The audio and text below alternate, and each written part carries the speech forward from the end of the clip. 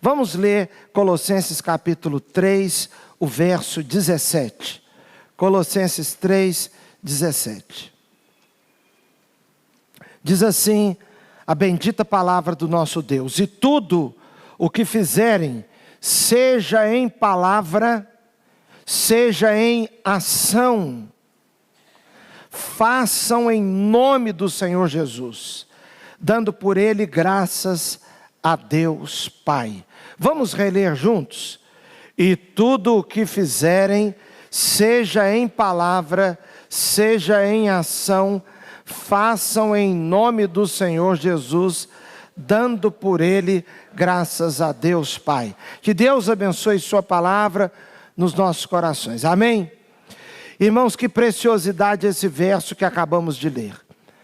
Eu estava dizendo mais cedo que alguns textos da Bíblia, se fossem os únicos, se só existisse este versículo aqui em Colossenses, já seria uma chave para uma vida de sabedoria. Esse versículo, meus irmãos, ele reúne, ele concentra tanta sabedoria, uma orientação tão maravilhosa para a vida, porque tudo o que fizerem, seja por palavras ou por ação, tudo é para ser feito em nome do Senhor Jesus. Então tudo que você fizer, que eu fizer, tudo que eu falar, tudo que você falar, precisa ser em nome de Jesus. O que significa fazer algo em nome de Jesus? Significa muita coisa. Uma delas, fazer como representante de Cristo. Eu não estou aqui em meu nome. Eu vim fazer este pedido em nome do meu patrão. Então você é representante do patrão.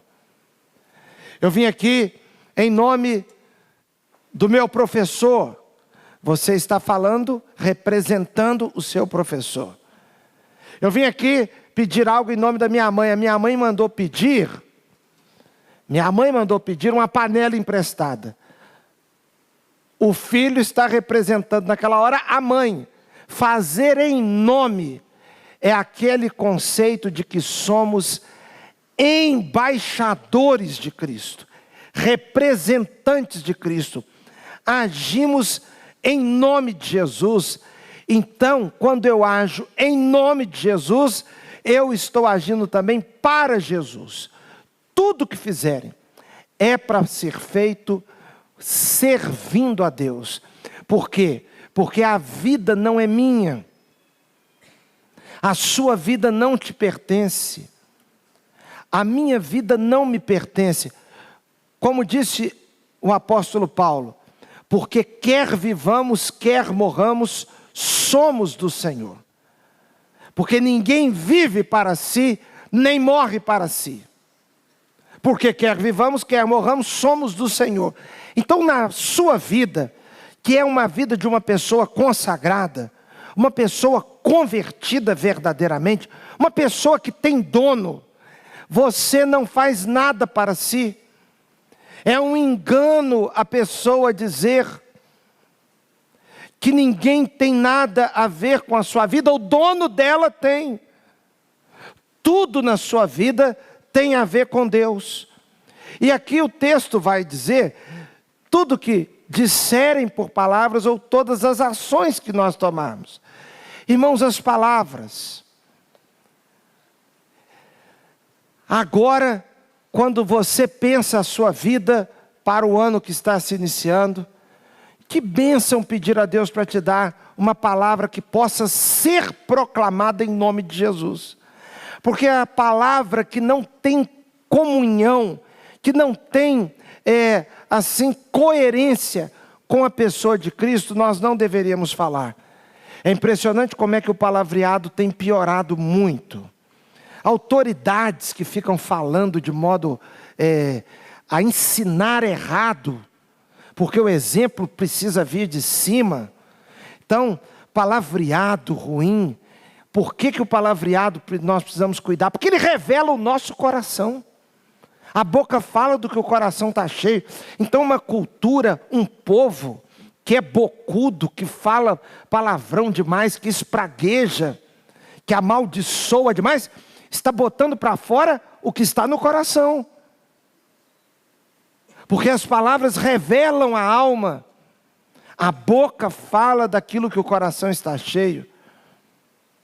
Então aquilo que eu e você fizermos por palavras, precisa ser sempre em nome de Jesus, servindo a Jesus e abençoando como Jesus.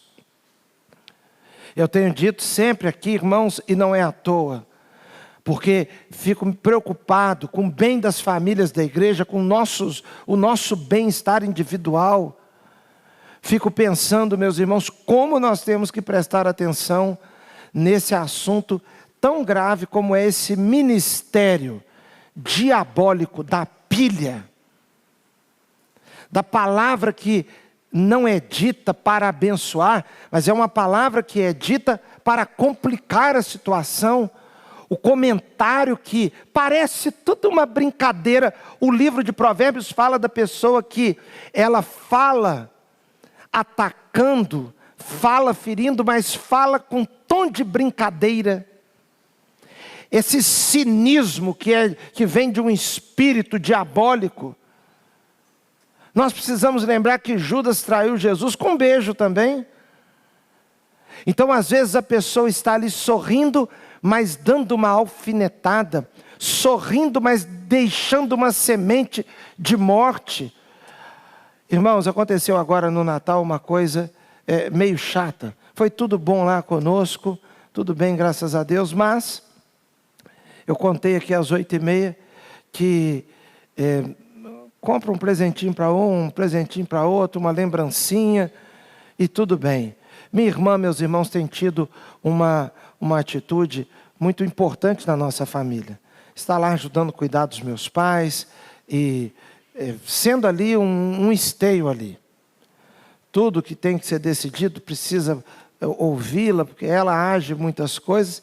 E no dia do Natal, na noite do Natal, ficamos lá, casa dela e do meu pai, e da minha mãe, é porta com porta. Então, faz um arroz lá, atravessa para cá, uma turma está comendo na sala de cá, o outro está comendo aqui, um está fazendo um café numa cozinha, o outro está passando um suco na outra cozinha, aquela comunhão ali. E a minha irmã à frente dessas coisas todas.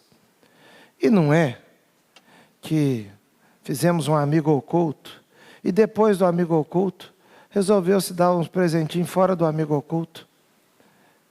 E eu dei um presentinho, levamos um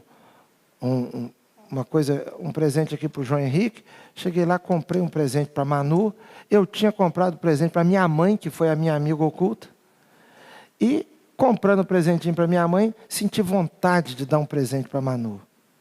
Aí comprei junto ali e senti vontade de dar um presente para a Cris, e já tinha levado uma camisa do Flamengo para o João Henrique, quer dizer, já estava muito bem presenteado. Ele ficou com um presentaço, né? Então, já tinha a camisa do Flamengo. E a Cris foi ver lá a coisa do amigo oculto dela. E no final, na hora, dá um para cá, um para lá, outro para lá, outro para cá. Nós não compramos presente só para minha irmã. Só para minha irmã.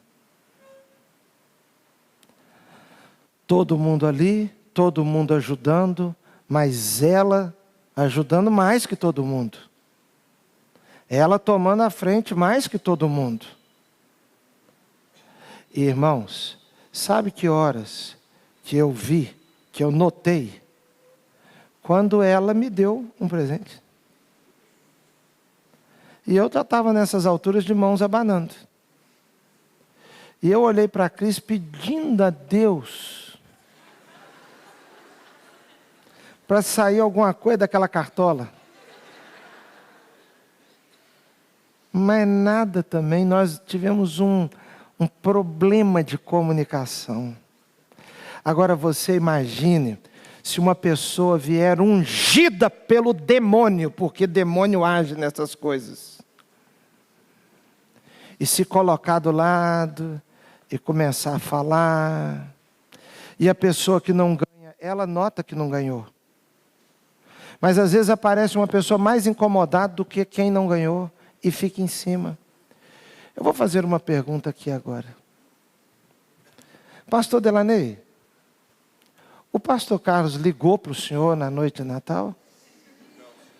Então, pastor, fica aqui do meu lado um minutinho. Eu vou perguntar de novo. Pastor Carlos ligou para o senhor, pastor? Não ligou não, pastor. Ligou não.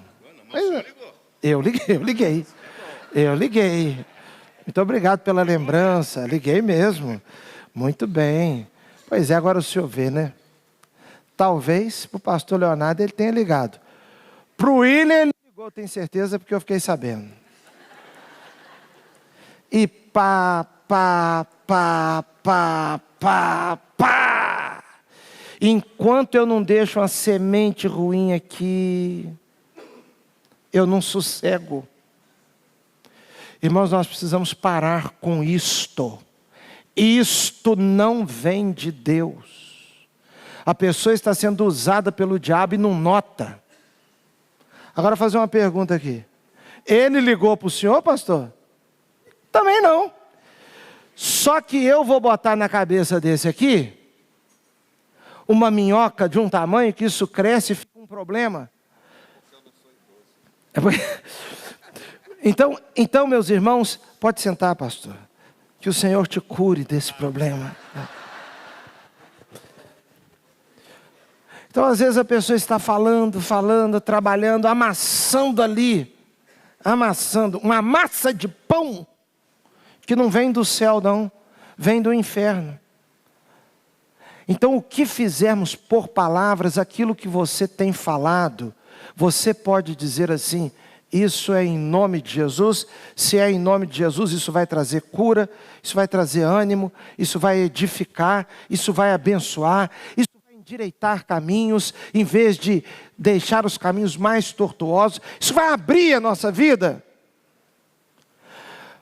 Porque tudo que eu faço por palavras precisa ser para Cristo e na unção de Cristo, no Espírito de Cristo, no poder do Senhor, aquilo que eu falo e o modo como eu ajo. Um irmão agora às 8h30 consagrou aqui a chave de um carro e o documento de autonomia de um táxi. Você já parou para pensar no campo missionário que esse irmão está inserido agora?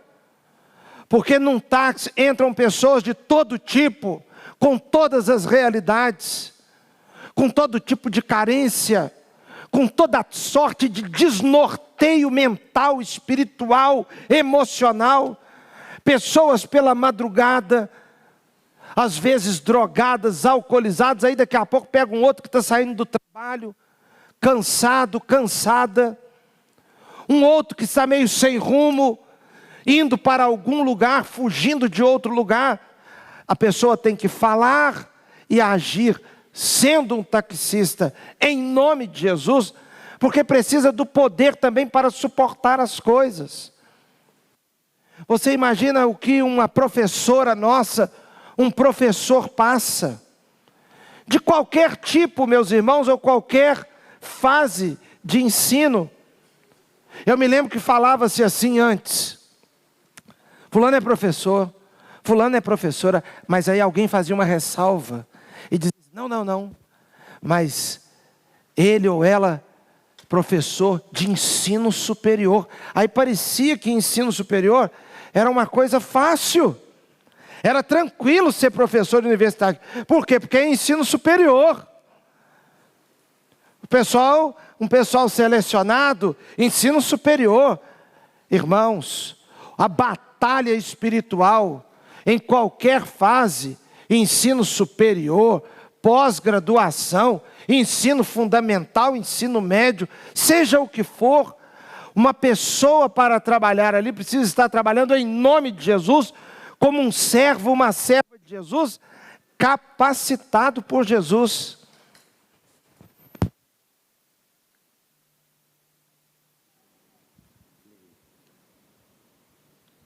Capacitado por Jesus, porque senão a pessoa não abençoa e não é abençoada. Então, quando pensamos, irmãos, em tudo fazer, por palavras ou atitudes, deve ser feito em nome de Jesus, porque somos representantes de Jesus. Aí o texto conclui, o verso 17, dizendo assim: façam em nome de Jesus, dando por ele graças a Deus Pai. Dando por ele graças a Deus Pai. Espírito de gratidão. O espírito de gratidão, meus irmãos, dando graças a Deus por tudo. Então, tudo que eu faço, tudo que você faz é em nome de Jesus. Tudo que você fala, palavra é em nome de Jesus. Tudo que você age é em nome de Jesus. Você é um representante, uma representante de Cristo. Mas com espírito grato. O espírito cheio de gratidão. Esse ano na sua vida, o que representou. Talvez você olhe para a sua vida esse ano e pense: minha vida ficou estagnada. Ficou tudo parado, nada mudou. Não, meus irmãos, às vezes as coisas parecem que estão paradas, mas Deus está agindo e trabalhando alguma coisa. Um caminho está sendo preparado, algo está sendo movido. Muitas vezes você mesmo precisou de um tempo e de se conscientizar de que tem rasgado o tempo, que tem jogado o tempo fora, para você começar numa nova postura agora. Então, fazer e falar tudo em nome de Jesus e debaixo da aprovação de Jesus, agora com o coração grato.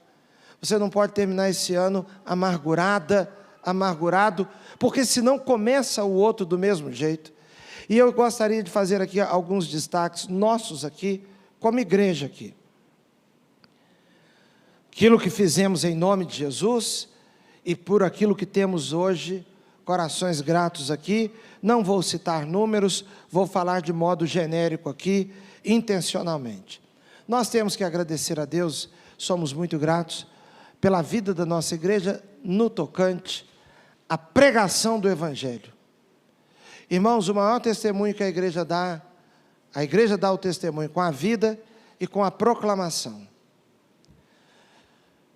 De vez em quando a gente vê alguém citando um pensador, um teólogo, e dizendo assim: pregue com a vida, e se precisar use palavras. Parece uma frase inteligente, mas não tem nada de inteligente nessa frase não. O Evangelho é uma proclamação, é com palavras mesmo. Ele precisa de palavras. O reino de Deus não consiste em palavras, mas em poder, em amor, etc. Mas a mensagem do Evangelho, ela é proclamada com palavras. Ela tem que vir acompanhada das atitudes. Mas a pregação de que Jesus Cristo veio ao mundo salvar os pecadores, nascido da Virgem Maria, concebido pelo Espírito Santo, viveu sem pecado, Deus homem e homem Deus e Deus homem, veio para salvar os pecadores, é Senhor do universo, Senhor de todas as coisas, morreu com o propósito vicário. Cristo morreu para nos salvar, pagou o nosso pecado, ressuscitou o terceiro dia, está à direita de Deus Pai, vivo à direita de Deus Pai, voltará em glória e é Senhor de toda a história. Esta mensagem, ela é proclamada. E graças a Deus, irmãos, todos os nossos cultos esse ano, nós tivemos pregação. É uma bênção para nós isso. É uma bênção para o Brasil, uma bênção para as nossas famílias, porque a fé vem pelo ouvir, e o ouvir a palavra de Deus. Nós damos graças a Deus, porque todos os nossos cultos nós tivemos pregação, e é o testemunho da igreja, meus irmãos, é a igreja levantando a bandeira do Evangelho. Quando o Filho do Homem for levantado da terra, a todos atrairá. É levantar a Cristo, mostrar Cristo. Então nós somos gratos, porque você não ganhou moto de presente aqui na igreja em sorteio, nós não sorteamos geladeira, nós não sorteamos fogão aqui na igreja, nós não vendemos nada, mas nós fizemos aquilo que é a igreja que pode fazer, que é a proclamação do Evangelho, a pregação. Também, meus irmãos, a nossa gratidão a Deus, por esse ambiente maravilhoso de culto durante todo esse ano. Que ambiente maravilhoso! Estou me referindo, meus irmãos, às orações. As orações. Quantas orações Deus respondeu com orações feitas no contexto da Igreja de Cristo, ou motivado pela Igreja de Cristo. Você motivado orou. Quantas vezes Deus tem te dado, e Deus deu a você esse ano, bênçãos, que até você esqueceu de que tinha pedido. Porque é muito comum nós pedirmos certas coisas a Deus, Deus dá e nós esquecemos que nós pedimos. De vez em quando eu estou me deparando com situações assim na minha própria vida.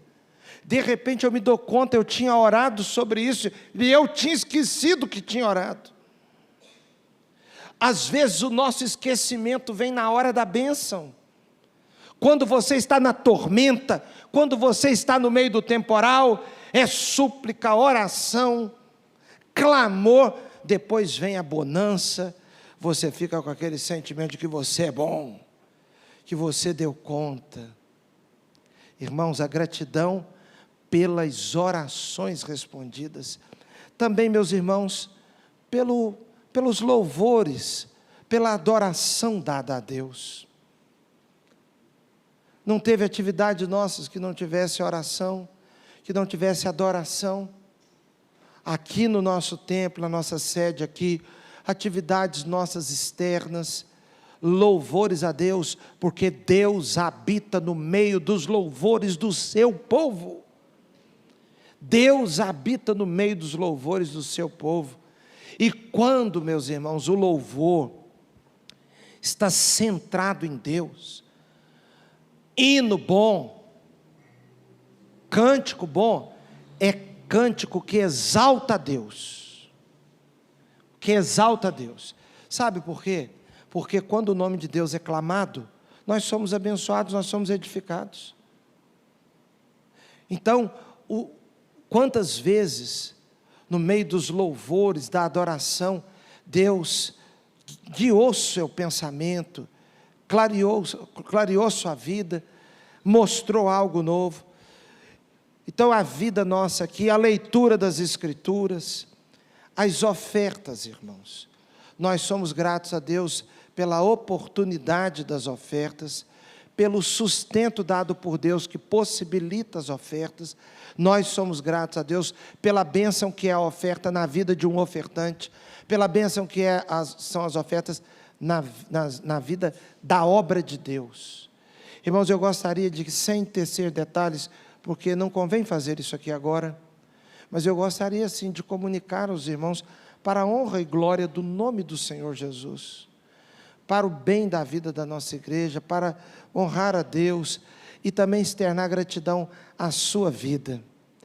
Nós conseguimos, meus irmãos, o que precisávamos para pagar o restante do galpão. Graças a Deus. Graças a Deus.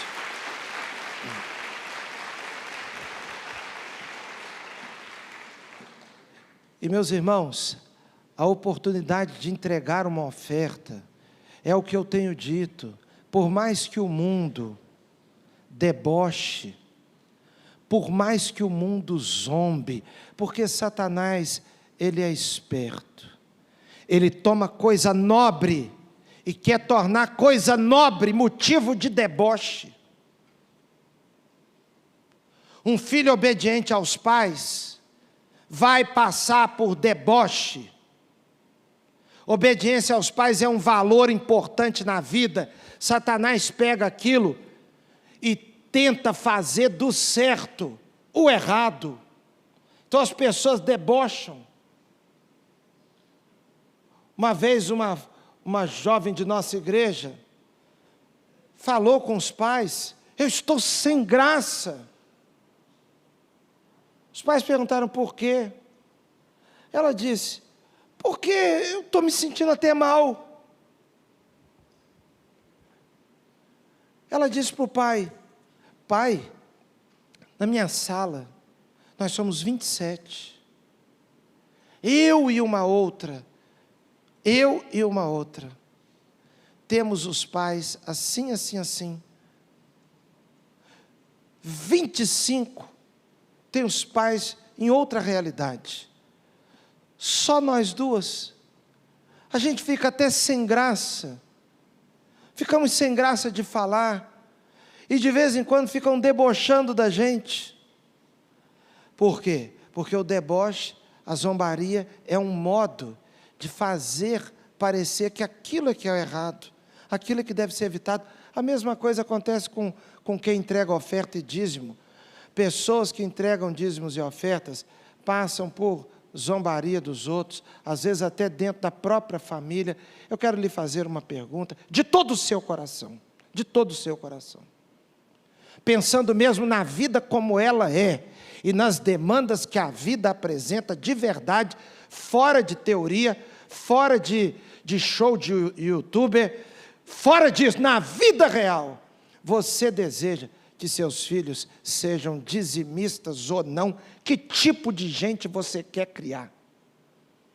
Você devia fazer essa pergunta à luz da palavra de Deus e na presença de Deus, não é na presença de outras pessoas, não.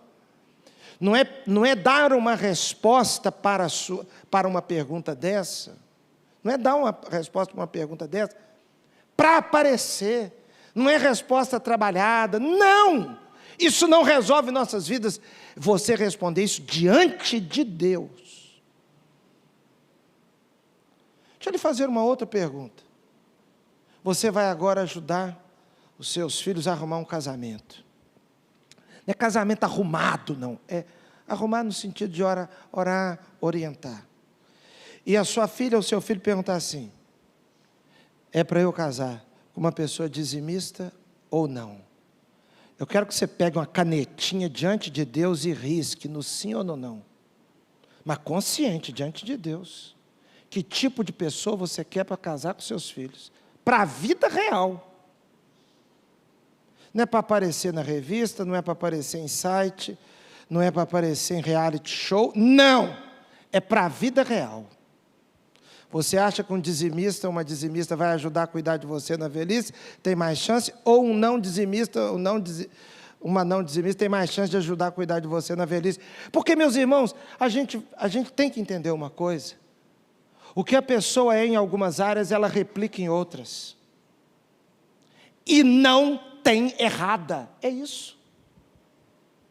Não tem saída. Uma pessoa, meus irmãos, que tem certos vínculos de compromisso e princípios para certas coisas, ele replica aquilo em outras áreas. Ele vai revelar aquele caráter em outras áreas, como pagar coisas da família, cumprir com certas responsabilidades, cumprir responsabilidades da vida profissional. A minha experiência de pastor desde 1997 é a seguinte: no geral, se você lembra de uma exceção, é uma exceção. Se você lembra de 3 casos, você lembra de 3 casos. Eu também lembro de casos. Mas, no geral, o padrão é o seguinte: pessoa que é comprometida em entrega de dízimo e oferta é mais arrumada na vida financeira em todas as áreas. No geral, é assim. No geral, eu não estou falando que a pessoa é rica. Nós não estamos tratando disso aqui. Não estou falando que a pessoa casa no palácio lá na França. Nós não estamos falando dessas bugigangas. Estamos falando de coisa séria da vida. Pessoa fiel nos dízimos e nas ofertas, no geral, elas são, dentro da realidade delas, elas são mais arrumadas na vida financeira. Eu não estou entrando aqui em casos se é Deus que abençoa, eu acredito que Deus abençoa, mas não é só isso. É a própria postura, conduta e disciplina espiritual e a disciplina de colocar a vida dela em ordem. e a disciplina de dizer não, porque só prospera quem sabe dizer não. Não existe prosperidade para quem só sabe dizer sim. Você não adianta, você precisa, em determinado momento, falar assim: eu não faço isso. Por quê? Por princípio. Alguns de nós viemos nesse culto aqui hoje por princípio, meu irmão. Qual o princípio? Domingo eu vou na igreja de manhã. O sol está rachando. Domingo eu vou na igreja de manhã. Ué. Eu vou esperar ficar a temperatura 21 graus. Vou ligar um ar-condicionado e chamar a igreja para dentro da minha sala. Está chovendo. Eu vou na igreja. Estou com uma preguiça danada. Ué, quem não tem preguiça? Todos temos. Eu vou na igreja. Questão de princípio, você está dizendo não. Eu vou comprar isso e não vou comprar aquilo. Irmãos, a gente vai aprendendo com a vida tantas coisas, né? Cristiane, por exemplo, fica assim, vou contar para vocês aqui, depois, se ela ficar chateada, ela vem aqui e desmente. Ela fica impressionada. Como é que, às vezes, um pai e uma mãe reclama do valor de uma consulta, valor de um remédio, enquanto a criança está com um celular que ela não tem.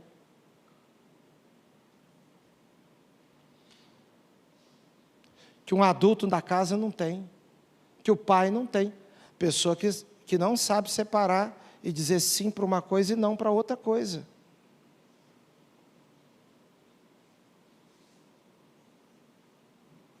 Isso tem a ver com dízimos e ofertas, porque a pessoa que toma uma decisão, então, meus irmãos, nós estamos aqui gratos a Deus pelo sustento material, mas sobretudo, como eu disse antes, pelo sustento espiritual.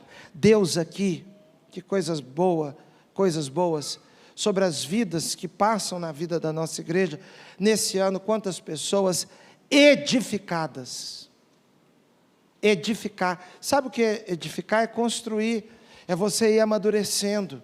Então nós somos gratos a Deus pela edificação de vidas, coisas que ocorreram na vida de nossa igreja, afetando os indivíduos, pessoas que são animadas, recebem aquele ânimo de Deus, através de instrução, de pregação, louvores a Deus, pessoas consoladas. Nós precisamos muito de consolo, irmãos. E às vezes nós estamos assim, em situação que nós estamos sofrendo, recebemos juntos o consolo, a edificação, porque tudo da igreja é feito em nome de Jesus, para a glória de Jesus, trazendo o Evangelho, e onde há a presença do Evangelho, há consolo, ânimo e edificação. Eu tenho falado, trocado mensagens com o pastor Irlande esses dias.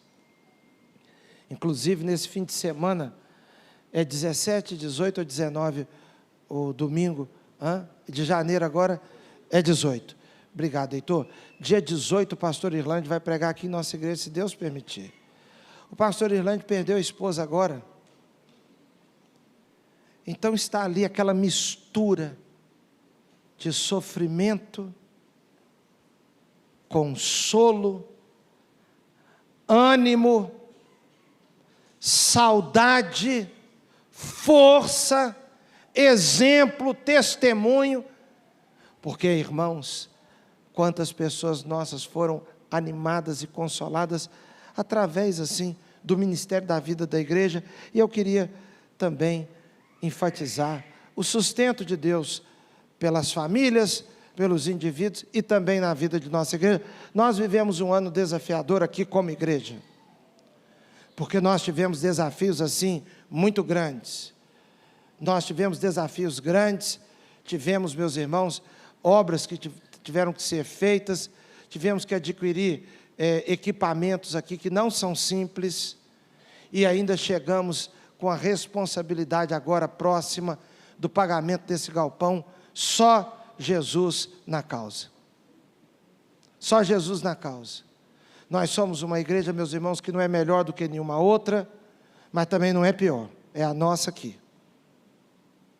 E a nossa aqui, nós temos muitos funcionários, temos os nossos pastores. Alguém me disse assim, nossa igreja não tem pastor demais. Não, não tem não. Tem demais não. É um pastor para um grupo de 200 pessoas. E é isso mesmo. É um pastor para um grupo de 200. E é isso mesmo. Uma igreja deve ter um pastor para cada grupo de 200.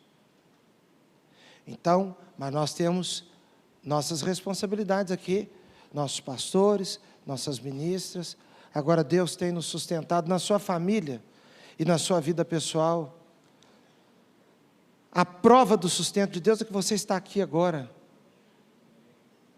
E, irmãos, nós devemos ter a gratidão. E a gratidão é algo que nunca deve sair da sua vida. E nós chegamos neste último domingo do ano dizendo, graças a Deus. Graças a Deus. Aproveite as oportunidades que Deus tem te dado de vida. Nós não sabemos se vamos virar o ano, hein? Não sabemos. Porque da vida nada sabemos. Não sabemos se teremos mais um dia de vida. Não sabemos se passaremos um ano a mais. Deus sabe. Mas a orientação da palavra de Deus é, nunca diga, amanhã faremos isso, venderemos, compraremos e faremos aquilo. Digam assim, diz a Bíblia, se o Senhor permitir, se o Senhor quiser, amanhã, por quê? Porque você deve fazer planos, mas planos dentro da dependência, da soberania de Deus. Amanhã, se Deus quiser, faremos isso e aquilo. Irmãos, quando olhamos para trás, esse ano foi um ano desafiador, mas o Senhor esteve conosco. E nós damos graças a Deus e eu quero convidar você agora a agradecer.